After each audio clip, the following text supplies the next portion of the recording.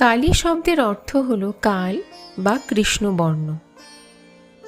শিবের স্ত্রীলিঙ্গ হিসেবে কালীকে দেখা হয়। কাল শিবঃ তস্য পত্নী কালী। কালী হল দুর্গার সংহারী রূপ। কালী সময় এবং পরিবর্তনের দেবী। মা কালী হলেন ভয়ঙ্করী এবং মমতাময়ী।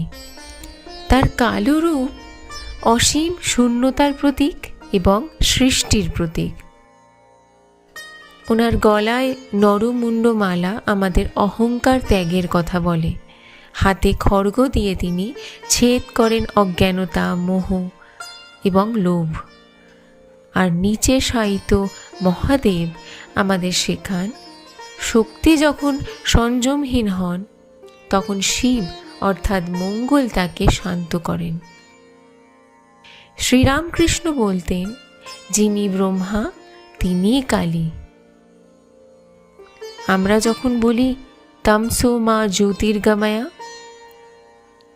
অন্ধকার থেকে আমাকে আলোয় নিয়ে চলো, তখন মা কালী হলেন সেই আলোর দিশারি। কালী পুজো থেকে আমরা 3টে কথা শিখি: সাহস, ত্যাগ এবং ভক্তি। মা কালী আমাদের শেখান, শক্তির আসল রূপ হল সৃষ্টি এবং রক্ষা, কিন্তু ধ্বংস নয়।